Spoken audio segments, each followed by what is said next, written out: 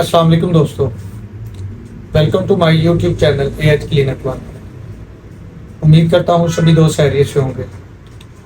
दोस्तों, last video के अंदर हमने एनल फिशर के हवाले से गुफ्तगू की थी और एनल फिशर क्यों बनता है, बहाना करते हुए खून कैसे आता है, उस हवाले से गुफ्तगू की थी और उसकी जो बेसिक काजेज हैं उस हवाले से गाइड किया था। दोस्तों, अगर इसकी काजेज की बात करें तो मेनली काज जो मैं आगे बता चुका हूं कॉन्स्टिपेशन है।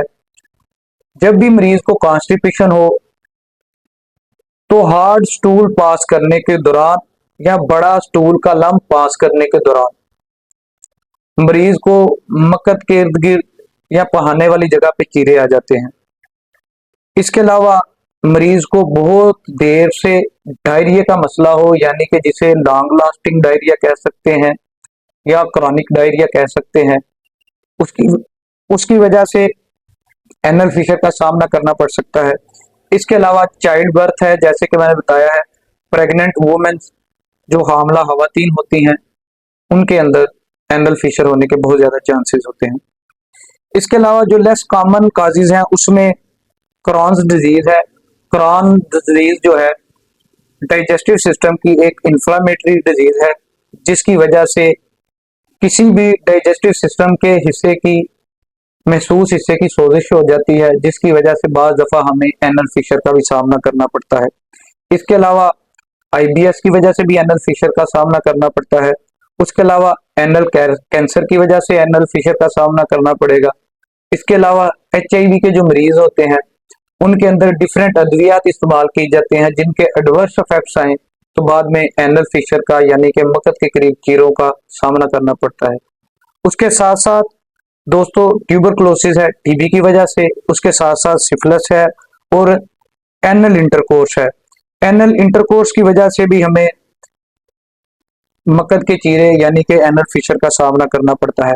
आज की वीडियो के अंदर एनल फिशर को डायग्नोज कैसे किया जाता है और उसके साथ साथ उसकी ट्रीटमेंट क्या की जाती है उस हवाले से गुफ्तगू करेंगे। दोस्तों, डायग्नोज करने के लिए सबसे पहले फिजिकल एग्जामिनेशन बहुत ज़रूरी होता है।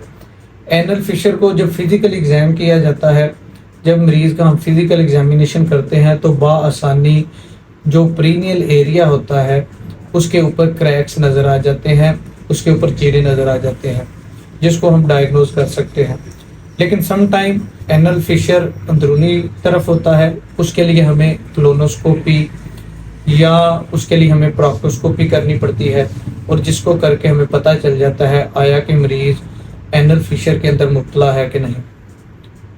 उसके साथ साथ अगर ट्रीटमेंट के हवाले से बात करें तो जो ओरली अप्लाई करने के लिए क्रीमें इस्तेमाल की जाती हैं, उसमें जिस तरह पाइल्स के अंदर हम इस्तेमाल करते हैं हेडेंसा फोर्ट जेल है, इसके अलावा उस्टेरिसन फोर्ट जेल है, उसके अलावा ज़ाइलोकिन जेल है, इसके अलावा कोई भी ऐसा लुब्रिकेंट इस्तेमाल किया जाता है जो वक्ती तौर पर तर रखे।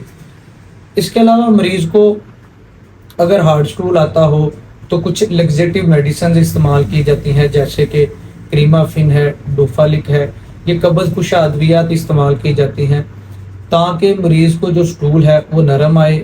और स्टूल जब मरीज़ को नरम स्टूल आता है तो उसको पेन के अंदर, बर्नी के अंदर रिलीफ रहता है, वो सुकून महसूस करता है। इसके अलावा क्योंकि ये बाज़ दफ़ा जो क्रैक्स हैं अल्सरेटिव सूरत हाल तैयार कर जाते हैं, उसमें बाज़ दफ़ा शदीद पेन की सूरत में कुछ पेन किलर्स भी लेना पड़ती हैं। कुछ पेन किलर्स के साथ साथ बाज़ दफ़ा एंटीबायोटिक्स का इस्तेमाल किया जाता है, जैसे कि स्विग्जियम है, लीवोफ्लॉक्सासिन है, मॉक्सीफ्लॉक्सासिन है, कोई भी ब्रॉड स्पेक्ट्रम एंटीबायोटिक इस्तेमाल की जाती है और साथ साथ पेन किलर्स का इस्तेमाल किया जाता है। इसके अलावा जो सबसे ज़रूरी मरीज़ के लिए चीज़ होती है, उसमें मरीज़ को हम नीम गर्म पानी में बैठने के लिए कहते हैं। अगर वो नीम गर्म पानी के अंदर बैठता है तो उसकी वजह से उसको काफ़ी हद तक फिशर के अंदर सुकून देखने को मिलता है या वो अपनी पेन के अंदर काफ़ी हद तक रिलीफ महसूस करता है। इसके अलावा दोस्तों, अगर होम्यो ट्रीटमेंट की बात करें तो होम्यो ट्रीटमेंट के अंदर बेशुमार अद्वियात हैं जिनके ट्रेमेंडस ब्यूटीफुल रिजल्ट हैं फिशर के अंदर, जैसे कि नक्सवेमिका है, नेट्रिक एसिड है, सेडमेक्रे है, बेसिलिनम है, आर्सेनिक आयोडाइड है। बेशुमार ऐसी अद्वियात हैं جن کے ہمیں فشر کے اندر بہت کمالات رزلٹ دیکھنے کو ملتے ہیں۔ اور اگر ڈائٹ کے حوالے سے بات کریں تو دوستو اس میں جو فاسٹ فوڈ ہے، جو اسپائسی فوڈ ہے، اس سے پرہیز کرنا چاہیے۔ اس کے ساتھ ساتھ مریض کو چاہیے کہ وہ کانسٹیپیشن نہ ہونے دے، یعنی کہ قبض نہ ہونے دے۔ اس کے علاوہ مریض کو چاہیے کہ اسٹینی کی پوزیشن میں کبھی اسٹول پاس کرنے کے لیے نہ جائے۔ اس کے ساتھ ساتھ ایسی ڈائٹ کا استعمال کرے جس کے اندر فائبر زیادہ ہو۔ جب مریض فائبر والی خوراک کو زیادہ استعمال کرتا ہے تو اس کو کانسٹیپیشن ہونے کے کم چانسز ہوتے ہیں، اسٹول نرم آنے کے زیادہ چانسز ہوتے ہیں، جس کی وجہ سے اس کو پیٹ نہیں ہوتی۔ اس کے علاوہ اگر فائبر ڈائٹ کے اندر بات کریں تو دوستو جو گرینی لیف ویجیٹیبلز ہیں ان کے اندر فائبر زیادہ ہوتا ہے۔ اس کے علاوہ جو جن کے اندر وٹامن سی ہوتا ہے ان کے اندر فائبر کی مقدار زیادہ ہوتی ہے۔ ایسے فروٹس جیسے بلیو بیریز ہیں، اورنج ہے، ان کے اندر وٹامن سی کی مقدار زیادہ ہوتی ہے، جس کی وجہ سے مریض کو فشر کے اندر کافی حد تک ریلیف دیکھنے کو ملتا ہے۔